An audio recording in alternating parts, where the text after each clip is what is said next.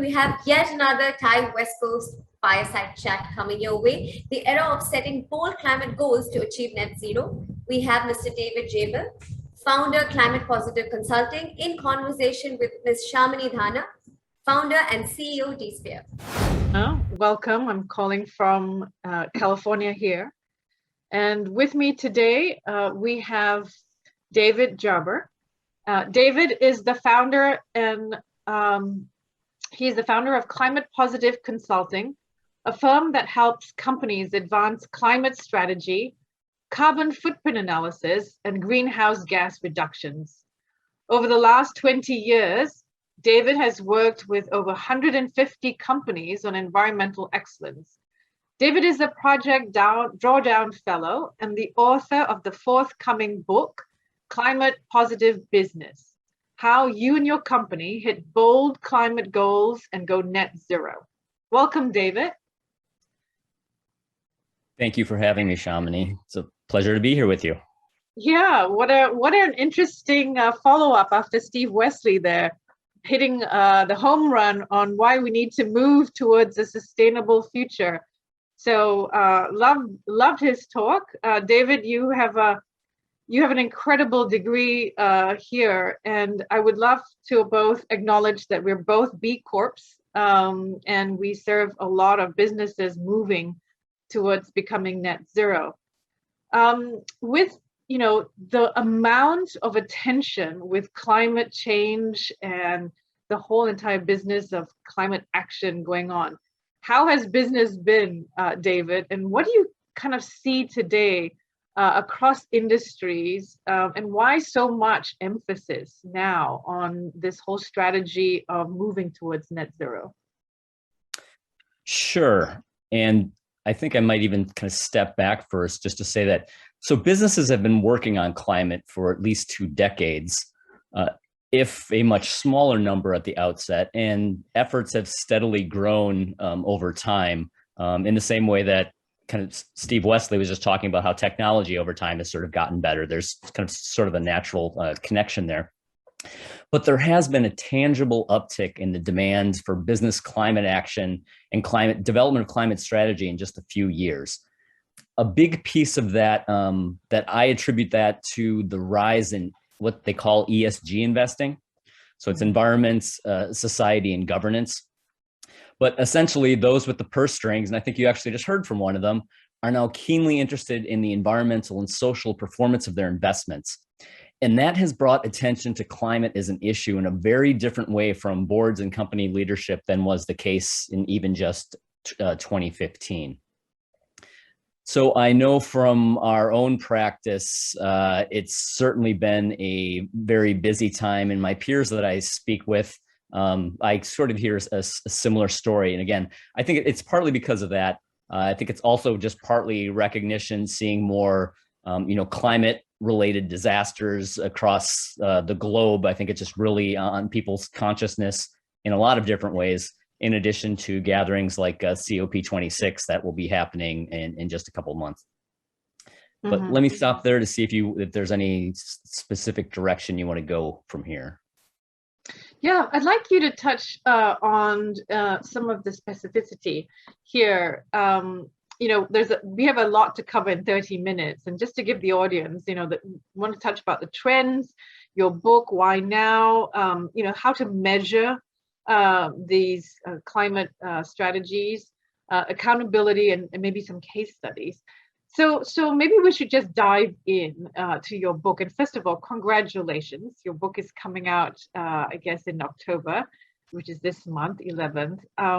And it talks about a clear guide to help businesses. And then I guess in this way, we can really look at talking about how to measure, report, and reduce carbon footprints, whether they are making their own plans or hiring consultants. The SVP, the Senior Vice President of Environmental Stewardship, Cliff Barr and Company, talks about how this book is a treasure and a guide.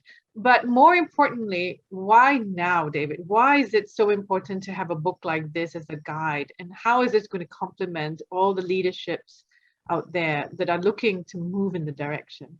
Yeah. So why the book and why now? Ultimately, the goal for many of us that are kind of working in this field is to move the needle on climate fronts. And climate is a huge, multifaceted issue. So let me narrow that somewhat to reducing greenhouse gas levels in the air through business action. And even narrowed, that's still a bold ambition. One way to explain how climate positive business helps with that is to start with that there's a quote from Elisa where she says, it's a clear guide to help businesses understand how to measure, report, and reduce their carbon footprints. So there's three components to that. There's the process to measure emissions, so you know what you need to reduce in the first place. There's reporting on those measurements as a second component.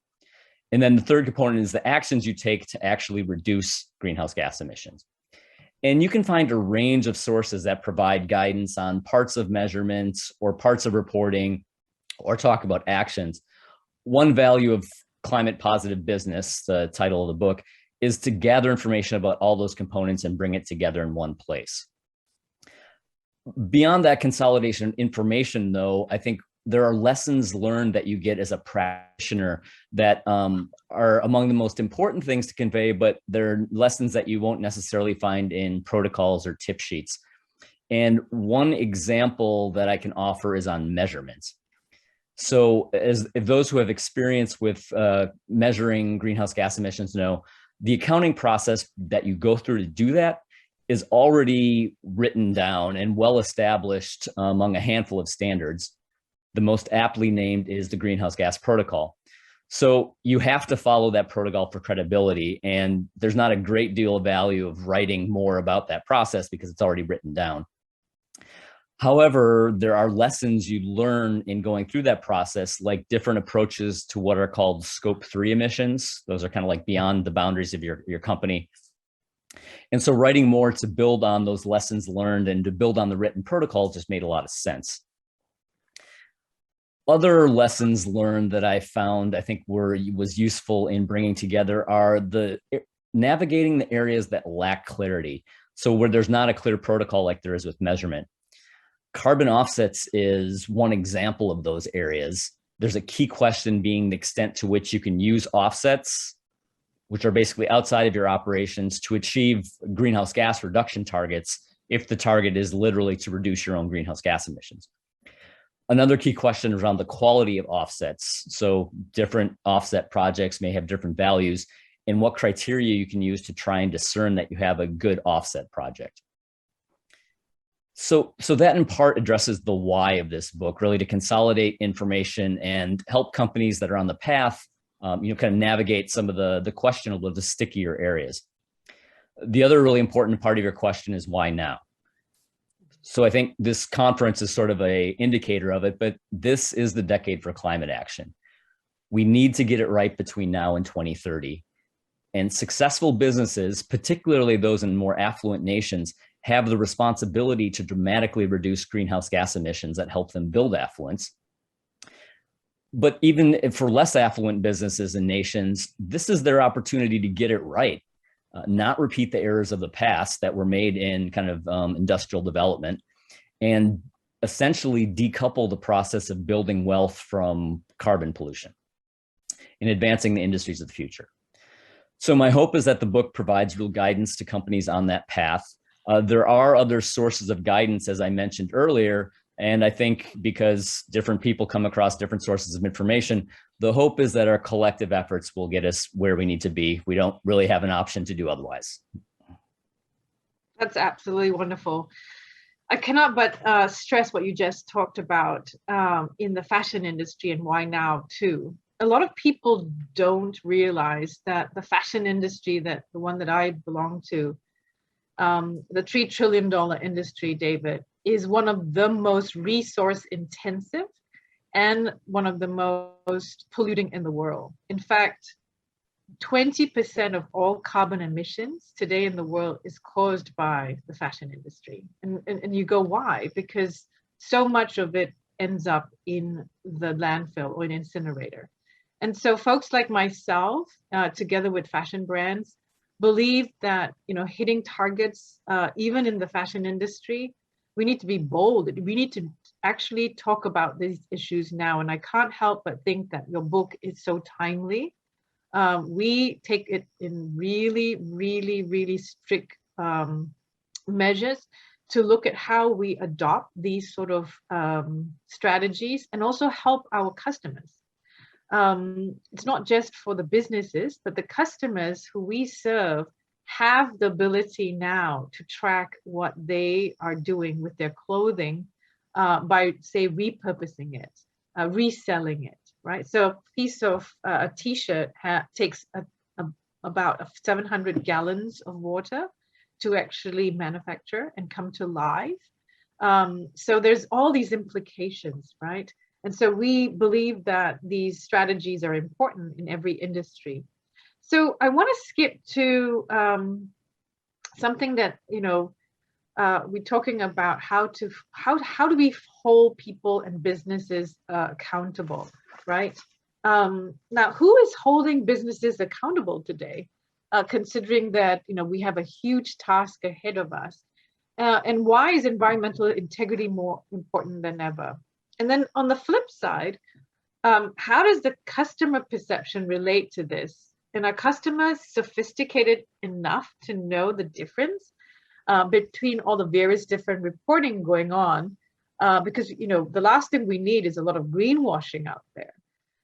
So are there any sort of set global standards today in different industries? And how are we going to guide customers on this front? Sure. I think accountability and customers actually might be a little more closely related than you just mentioned. But so I had mentioned investors as one driver for accountability. The fact that ESG investing oriented investors now have concerns that poor ESG performers will either perform badly financially or create sort of public relations disasters that they don't want to deal with because they sort of see the writing on the wall. So climate action for them has moved from liability to asset, and kind of this greater global understanding there is around climate action. What I would also say is that in my experience in working with companies and seeing what's sort of motivating them to get just broadly on a sort of a sustainability path, their customers are often a big driver for that, particularly B2B companies, so doing business with their businesses. Larger, more progressive customers are often driving the creation of sustainability programs by just asking as a major customer, asking their suppliers to either disclose what their performance or actually disclose. I'll actually use Walmart as an example, which I think early on in their trajectory is probably not seen as a sustainability advocate, but they did put sustainability on the radar for many companies when they started asking for sustainable products 14 years ago. Accountability is very related to transparency. And you had mentioned different standards. For example, some large customers will actually often ask companies to do a CDP report, for example. So that's one sort of, you can think of it as a standard. It's basically the platform for international climate reporting, involved with this very involved questionnaire that requires you to measure your greenhouse gas emissions and then kind of report it out. And many thousands of companies are now doing this report. So that would be one example of a kind of standard or platform that is actually helping keep companies accountable, because kind of they need to disclose publicly kind of what they're doing. So again, it's sort of showing this connection between accountability and transparency. There are other platforms like that. You might hear about the Task Force on Climate-Related Financial Disclosures. That's specifically for financial institutions, and it's pretty similar to CDP, where it's asking for climate-specific answers on questions around governance, strategy, risk management, and then metrics. So it has like these 4 avenues that it's looking at, but that's very similar to what CDP is looking for in just disclosure and allowing other stakeholders better insight into climate performance. There's a lot of different standards out there, or platforms that I at least would think of supporting kind of what you just articulated in terms of, of accountability or standards. You had mentioned B Corporation early on, and I think for those of us who are B Corporations, and that's only maybe about 4,000 companies globally, but it is a very high standard. And the thing about the logo, and I think I'm interested to hear your thoughts on this too. I think just seeing the logo, I have a different sense of the sort of, ethics, values, and trust in that company than I do with other companies that don't have the logo. And that's because we all know there's actually a pretty stringent test you have to go through to score enough, basically environmental and social responsibility points to get the certification. Mm-hmm. Yeah, I mean, we've been a certified B Corp since 2013 and going through, and now the third certification. And we are received by our community, David, as well as our customers and partners, and very high regard, because as it is correct, it is one of the highest, if not the highest standard of certifications to get. And on an environmental side, it is rigorous, and in the social side, it's accountable in terms of how you value people along the way. Yeah.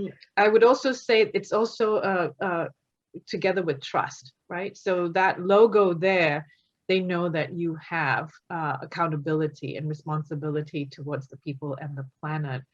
Right. But when it comes to the ability to understand the nuances of what we call science-based targets, how would you define that? What is a science-based target today, and what is its relationship between the greenhouse gases and these things called scope 1, 2, and 3?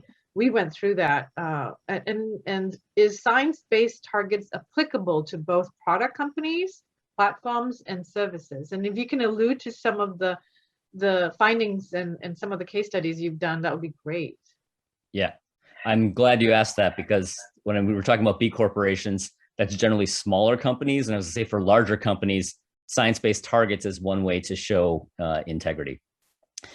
So just as background around science-based targets, essentially the best understanding of science indicates we need to make dramatic emission reductions. So whether you're a company or a country, setting targets any less ambitious than that doesn't make sense. And that's essentially what a science-based target is. It's looking for those dramatic reductions. So Science-Based Targets Initiative is now a platform that companies can sign up for. It's been around barely 5 years, and I think it's been active maybe not even 4, but it now has 1,800 companies, a great many of them multinationals, who are committed to science-based targets. And the critical thing about science-based targets, in contrast to other commitments, you might see people call about set out a net zero target. While we're on terms, you'll also see people call themselves, looking to be carbon neutral or carbon negative or even climate positive. The irony that even negative, positive sound very different, all those things are essentially about the same thing. It's the idea is that you're drawing as much emissions out of the air as you're putting into the air. The value of science-based targets is it's about the only program that really requires actual reductions. So in your emissions. So if you go through your inventory process and find out you're emitting 10,000 tons of emissions, you need to drop that 10,000 to, essentially over 12 years, you need to drop that to 5,000 to be science-based target compliant. And that's different from other programs that may not have that requirement. So you could say, well, we'll just keep emitting at 10,000, but we're going to buy a bunch of offsets to offset that. And we'll call that, carbon negative or carbon neutral. So that's really what I see the value of science-based targets is that it kind of sets that stake in the ground. And I've been a advocate of science-based targets, and also with my clients, making sure that they're oriented toward that. And if they're not going to do it, at least be clear about why, and kind of setting goals that are at least consistent with science-based targets. That's great. No, I think it's important to understand these things, even though it seems very exorbitant in terms of like trying to put numbers to it. We in the fashion industry now are moving towards giving the power to the people to understand. If you were to take a piece of garment like ourselves, we take a certain kind of t-shirt, You can take 5 t-shirts and make it into 1 t-shirt, which is one of our products. And then we give you an environmental score that we've used what we call life cycle assessment. And so they understand, the customer understands that how much of gallons of water have been saved, how much of carbon emissions, as well as how much of energy, because you've taken the action of repurposing it, upcycling it, and recreating it into a new piece of garment. These sort of models, I think, are going to perpetuate throughout the future, because the Gen Zs are really demanding traceability, transparency, and how companies are actually bringing down through not only tackling global textile waste, for instance, for ourselves, but also empowering them to do so. It's a demand of the next generation. So I'm actually really thrilled to see this demanding, because without that, we as a fashion industry will not move towards that. David, great job in looking at all these different nuances with your books.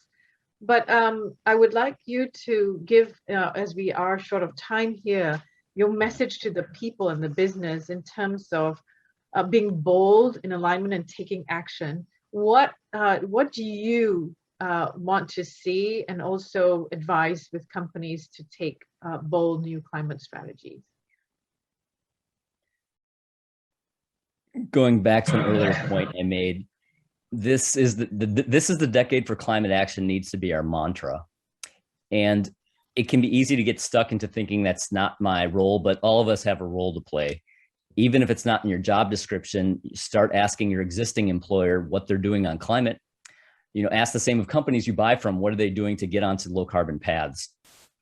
And Project Drawdown actually came out with this drawdown at work guide, where they're sort of similarly trying to encourage people to, just really kind of rethink about how to shift, given wherever they are in their ecosystem, how to shift action.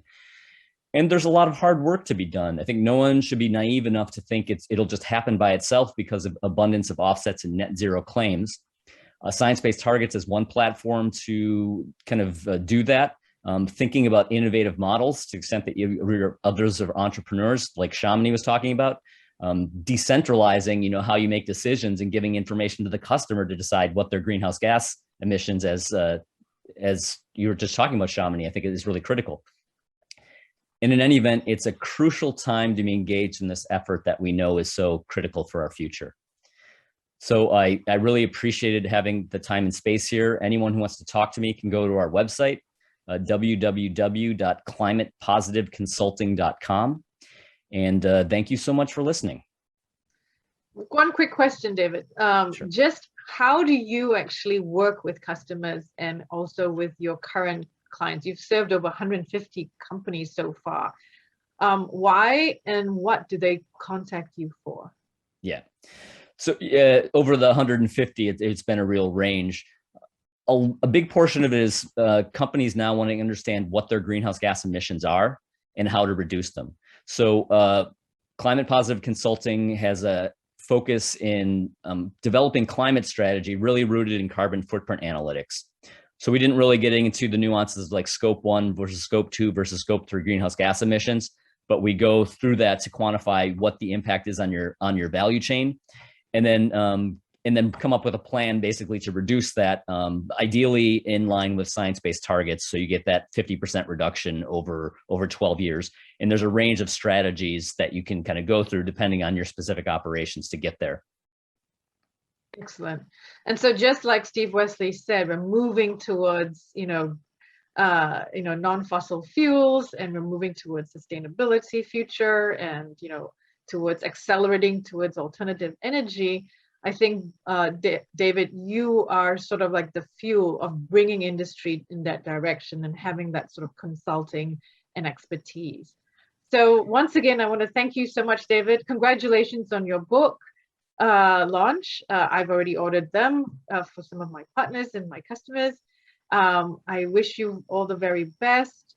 Thank you so much to the Thai Hyderabad team for making this possible, to the Dhana Group for your title sponsor, and also to the whole team at large for your entrepreneurial journey. Thank you.